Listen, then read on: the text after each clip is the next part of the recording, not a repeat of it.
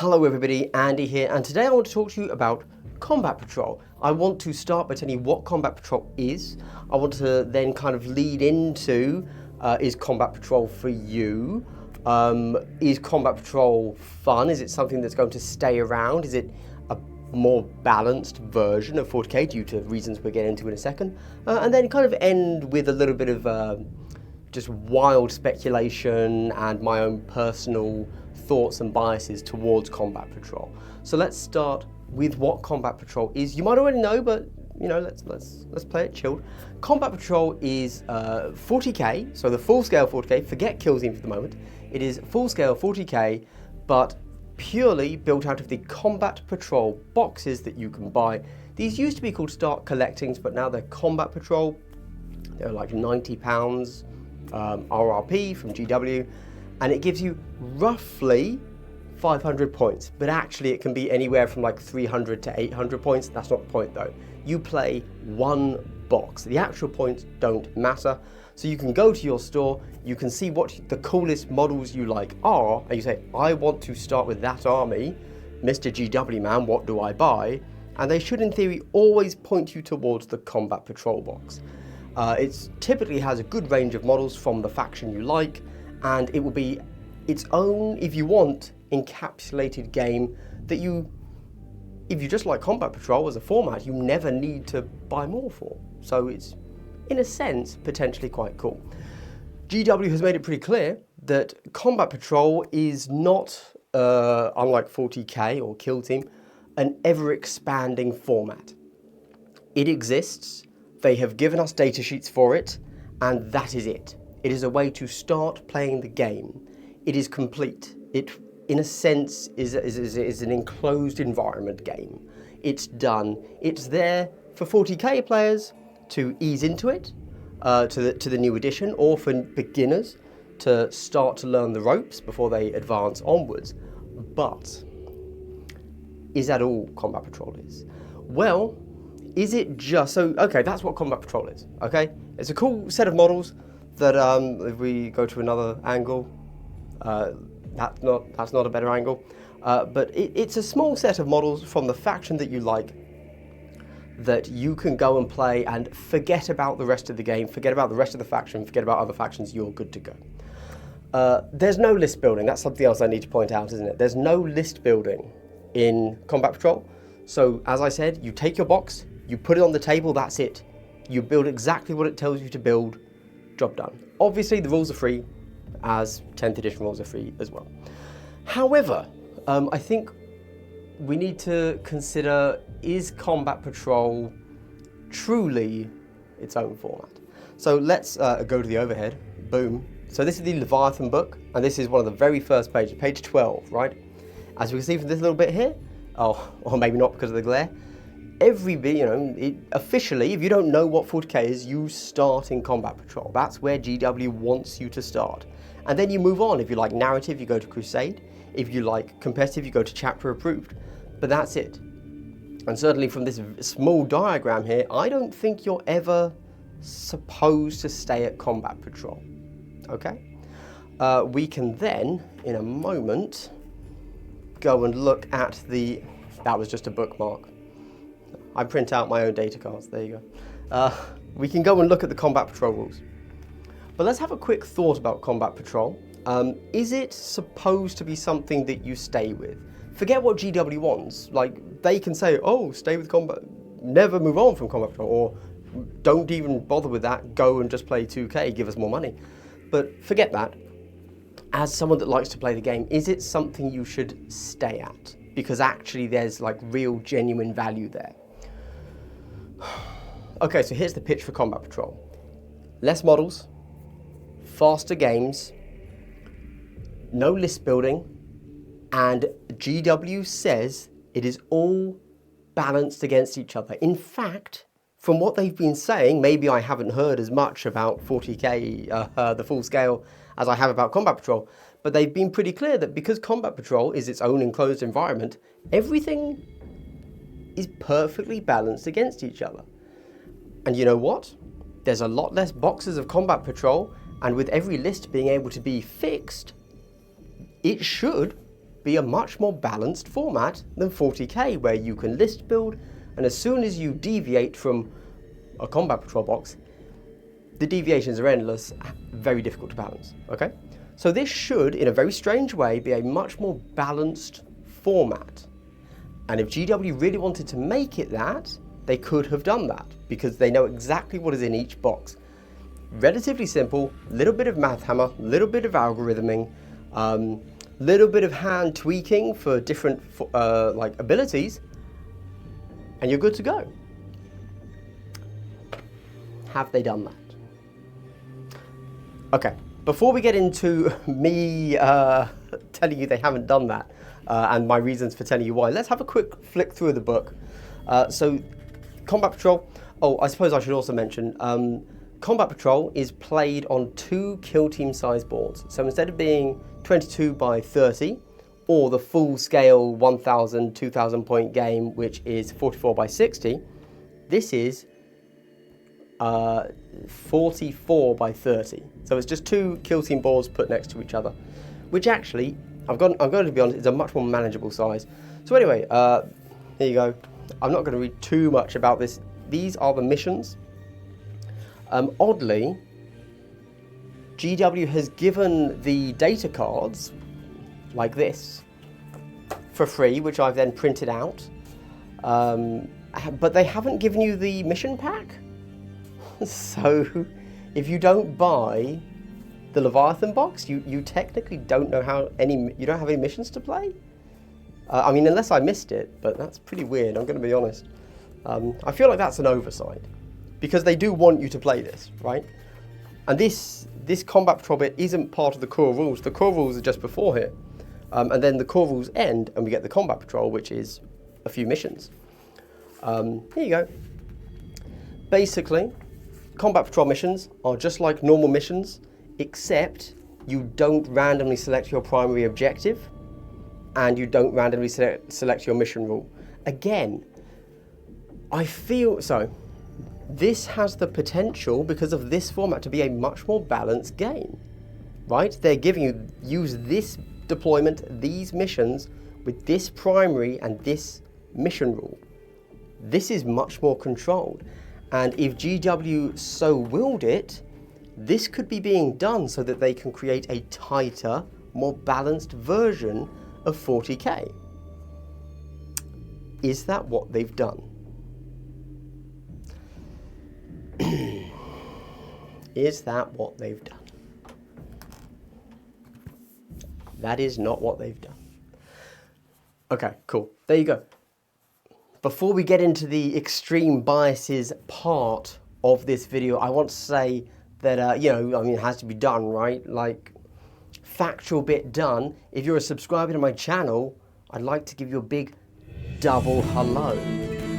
Wow, that took a while to get to, but that's because we're done with the facts.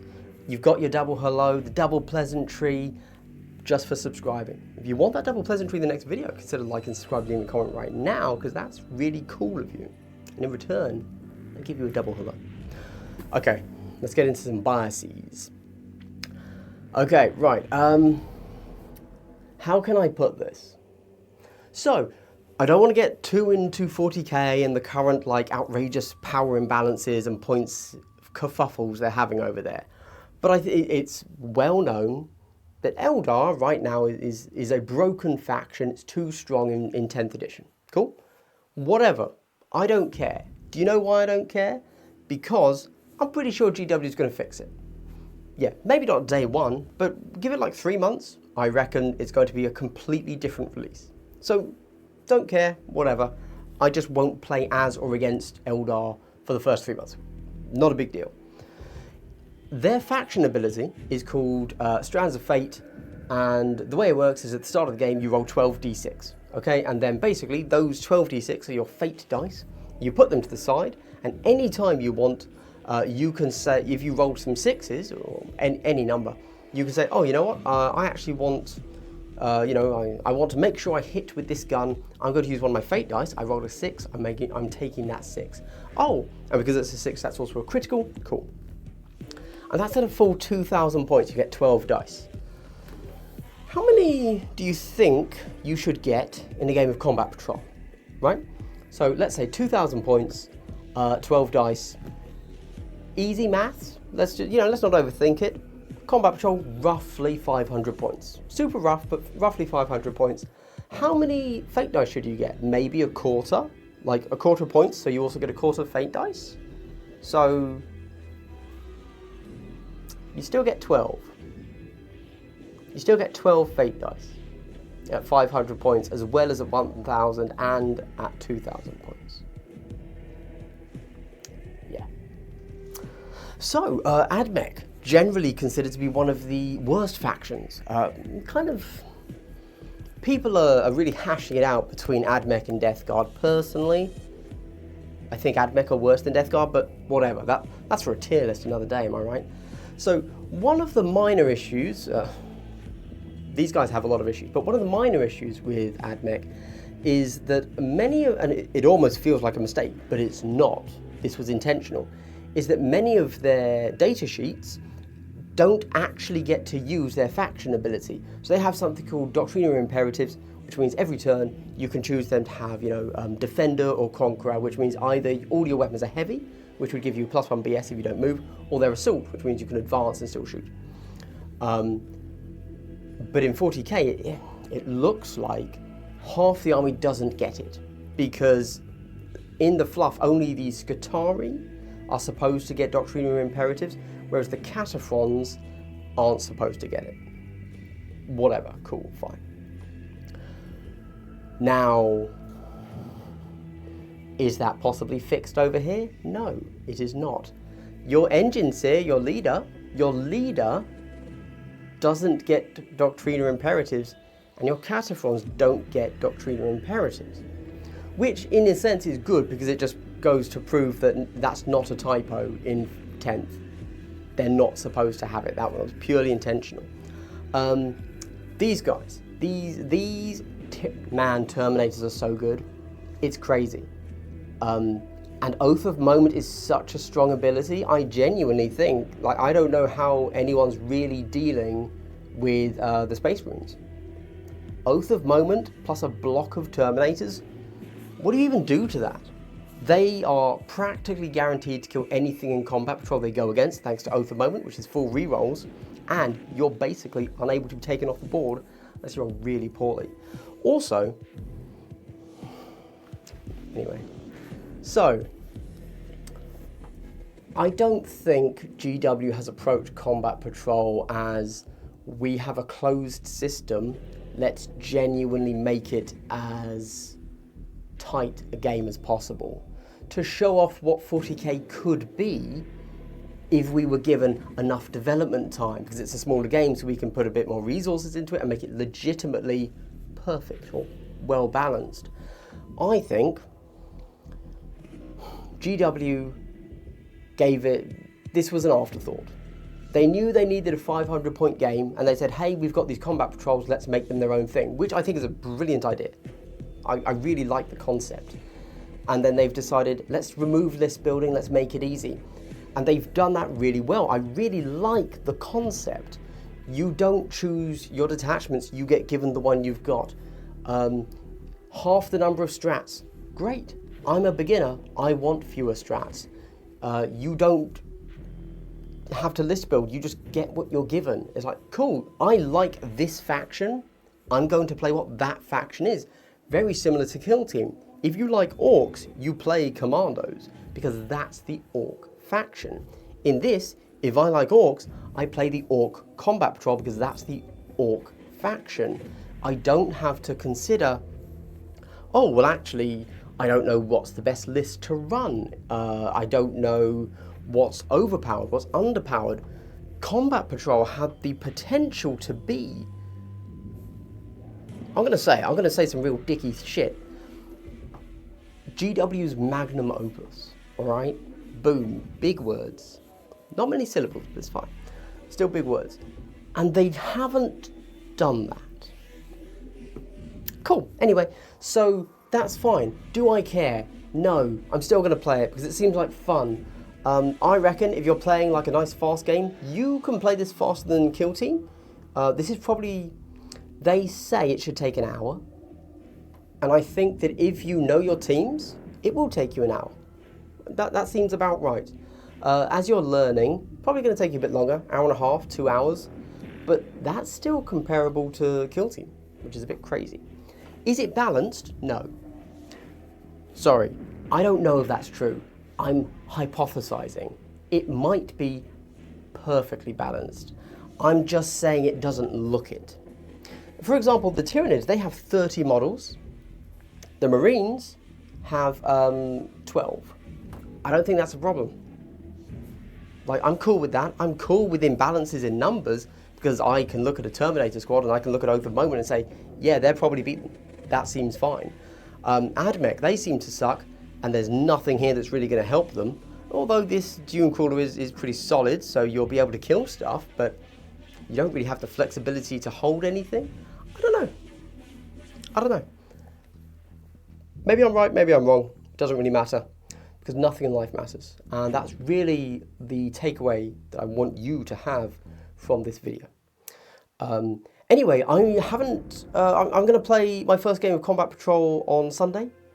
I've got, what have I got? I've got painted and ready to go Necrons. Obviously, everything here, so AdMech, Marines, Tyranids. And I'm really excited for it. On the Saturday, I'm going to play a 2,000 point game of Beast Snagger Orcs, which I just compulsively built and undercoated and now refuse to paint because I hate painting. So, you know, I'm pretty just generally hyped on 40k. And Combat Patrol excites me as a potential alternative to quick games with friends, which used to be Kill Team, because it's certainly much quicker than 40k, 2,000 points. But will it be the thing that will it overtake things? Am I going to find it a little bit more casual compared to the quite tight, in a good way? You don't like it tight though. Rule set of Kill Team. I don't know. I'll let you know when I play on Sunday. I'm probably going to stream it. So if you check me out on Twitch, I will probably stream my Combat Patrol game on Sunday. I don't know what time. Probably really early. So if you're American, that's going to be tough. But the VOD will be up. Go check it out. And if it was fun, I'll probably edit it and turn it into an actual battle report for the channel. Hyped. There you go. I haven't done enough prep work to do the index card thing yet. That is coming soon. Anyway, hey, if you made it to the end of the video, I'd like to give you a big triple hello. Wow, wasn't that nice? What is a triple hello? It's a hello given to you thrice. Because genuinely, you deserve something for making it to the end of one of my videos. These are tough. These are slogs. I know it. Trust me, I have to live this life. You only have to watch it, okay? So anyway, thank you, genuinely. Nothing helps a small channel like mine more than just making it to the end of the video. Very genuinely, guys, I'm actually really excited for Combat Patrol. In a sense, more than Kill Team and more than 2k point games. I love 2k point games because you get to just put the craziest models on the board, but it's a whole day. Like, unless you're trying to like grind tournament speed games, it's a whole day, genuinely. Kill Team, love Kill Team, really good, but it's such a tight rule set. I really struggle to play it casually and like to release myself of caring who wins. Like, takes a real sense of discipline. So Combat Patrol at the moment has the potential, the hope to be that middle ground, which I'm really excited about. So yeah, check me out on Sunday over on Twitch or whatever, or if it was fun later the week after on Glass Off Day. Thanks very much. Stay gangster. Keep hydrated, because it's going to get real hot in England, and we're going to go back to the tank tops, and I know you bitches be thirsty.